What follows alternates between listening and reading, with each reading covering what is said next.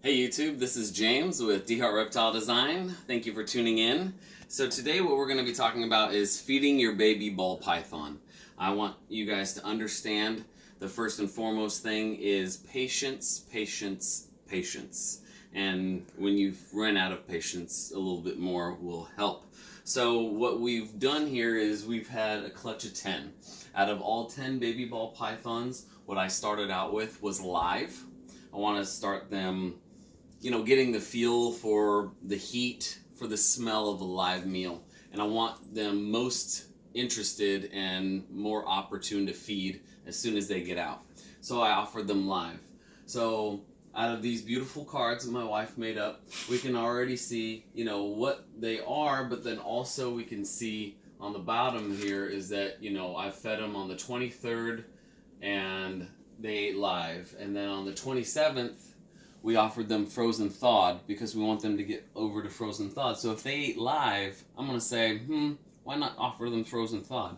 And wouldn't you know, we offered this Mojave a frozen thawed on the 27th, and she took it. So it's very important, especially when you have a baby ball python, to monitor their eating very closely, monitor their shedding, because they're so small they can't really miss too much, whereas a large female could probably go 8 months without eating before she would be, severe.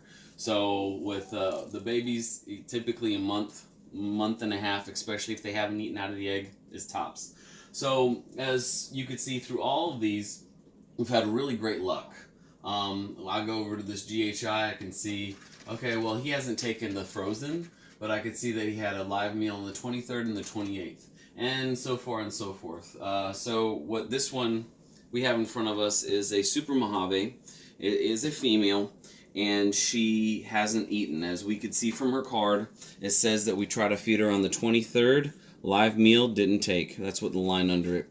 The 28th, live meal didn't take. The 29th, I went with a frozen thawed, and it said assist feed. So basically, what I did is I put the rat in the snake's mouth, or mouse actually, mouse, very small mouse. I put the mouse in the snake's mouth, and I lay her down gently and just see if nature takes over. I want to see her grab that and start working it down her throat.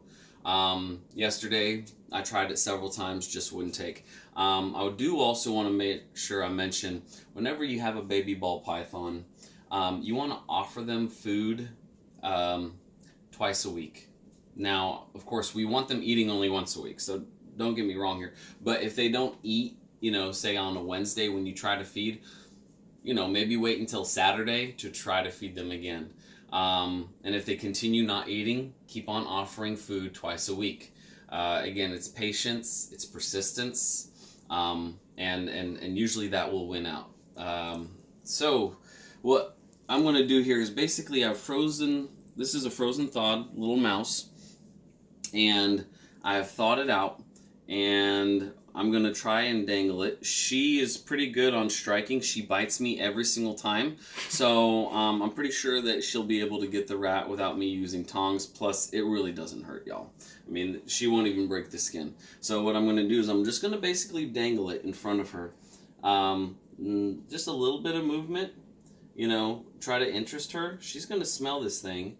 And, what I'm looking for is interest. If I start seeing her head go back and forth following this mouth, that's great. Now understand, she hasn't eaten since she came out of the egg, which is about 3 weeks ago.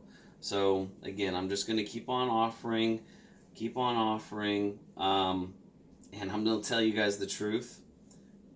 Sometimes you might need to dangle this thing for 30 minutes before you really, and you don't necessarily just persist for 30 minutes straight. If she seems a little uninterested, take the mouse away.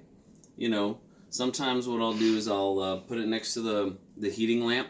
Just try to warm it up a little bit more. Is always a great idea. I don't have that with me right now, of course, but sometimes they'll react to the heat a little bit better. I'll persist in trying to do that again. Maybe if she doesn't want to do that, maybe I'll bring in a nice glass of hot water, dip the mouse's head in the hot water so that at least the head is warm, and then offer it again. The thing is, you got to change up your approach. You just can't go every Wednesday I try to feed my baby ball python, and if it doesn't take frozen thawed, I'm not trying live. I can tell you right now, your snake's gonna die. You gotta constantly be changing what you're doing. If she doesn't take this small fuzzy, I'm gonna offer her live again. It'll probably be maybe a pink. If she doesn't take the pink, maybe I'll offer her a live fuzzy. If she doesn't take the fuzzy, I'll offer her frozen thawed again, and again and again and again, until maybe in about a few weeks I'll force feed. I don't really want her getting to the point where she's so frail that she has a hard time eating at all. I want her. She's still in good body condition for hatchling.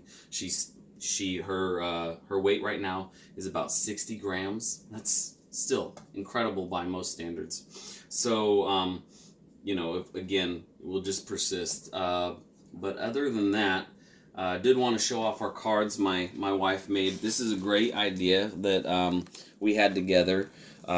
Whenever you get your ball python from us, what it's going to come with is, of course, the sex, the type of baby ball python you are receiving, the mother and the father, and then, of course, just a little brief synopsis of how to care for your animal. And then, of course, what you're going to get from us is just our care.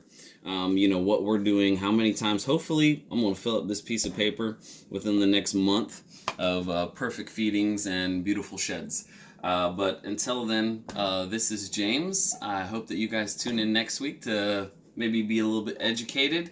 Maybe we'll show you some more beautiful snakes. We haven't really got into our whole collection yet, but we're about to. Thank you for tuning in. Go and smash that subscribe button, and follow us on Facebook. Thank you so much.